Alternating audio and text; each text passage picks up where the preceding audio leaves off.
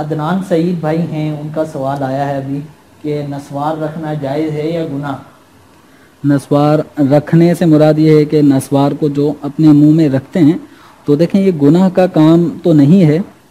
حرام نہیں ہے، گناہ نہیں ہے، البتہ اتنا ضرور ہے کہ اس کا استعمال کرنے والا جو مستقل اس کا عادی ہو جاتا ہے تو اس کے منہ میں ایک عجیب سی اسمیل ہر وقت رہتی ہے، اور اب وہ بیچارہ نمازی بھی ہوتا ہے اور نماز اب بھی پڑھنی ہے اور منہ میں یہ نسوار اگر لگائی ہوگی تو اس حالت میں بدبو والے منہ کو لے کر مسجد میں حاضری داخلہ یہ ویسے ہی جائز نہیں ہے، اور نماز کی حالت میں بھی اگر اس طرح نسوار کی اسمیل آ رہی ہوگی تو اس سے بھی نماز مکروہ تحریمی ہوتی ہے۔ تو لہذا یہ ایک کوئی اچھی چیز تو ہے نہیں، اور ایک طبقہ ہے مسلمانوں کا جو اس چیز سے دور ہے، گھن کھاتا ہے، اور خود نسوار استعمال کرنے والے کو بھی ایک شرمندگی ایک احساس ہوتا ہے کہ لوگ مجھے دیکھ رہے ہیں اور میں نسوار لگا رہا ہوں، تو عام طور پہ چھپ چھپ کے سارے کام کر رہے ہوتے ہیں، تو اس سے بچنا چاہیے، اس عمل سے دور رہیں،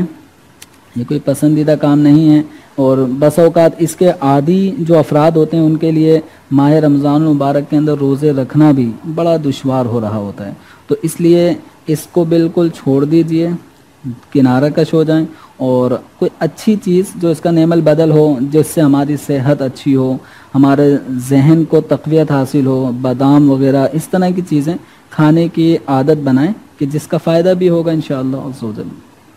صاحب عدنان بھائی کے سوال کا تو مکمل جواب ہو گیا ہے، لیکن رمضان المبارک کی آمد ایک سوال اور ہوتا ہے جی کہ کیا نسوار رکھنے سے روزے پر اثر پڑتا ہے یا نہیں؟ دیکھیں نسوار جو روزے کی حالت میں رکھے گا، جی اب وہ یہ اپنے طور پہ سوچ رہا ہو کہ میں اس کا تھوک جو بنے گا اس کو حلق سے نیچے نہیں اترنے دوں گا، تو یہ خام خیالی ہے، ایسا شاید مشکل ہو کہ آدمی ذرہ یعنی ہر وقت اتنی احتیاط میں رہے کہ وہ نسوار جو ہے وہ منہ میں جائے نا، بہت مشکل ہے، کچھ نہ کچھ باریک باریک ذرات تھوک کے ذریعے حلق سے نیچے اتر جاتے ہیں، تو اس لیے روزے کی حالت میں قطعاً نہ مین پوری منہ میں رکھ سکتے ہیں، نہ گٹکا، نہ ہی نسوار، نہ ہی کسی قسم کا، جیسے بسا اوقات کوئی سگریٹ پی رہا ہے تو وہ بھی سوچے کہ میں صرف منہ کے اندر ہی اس کے دھوئیں کو رکھوں گا، وہ پھینکتا رہوں گا، حلق سے نیچے نہیں اتاروں گا، تو یہ اس کی خام خیالی ہے، تو ایسا بہت مشکل ہے کہ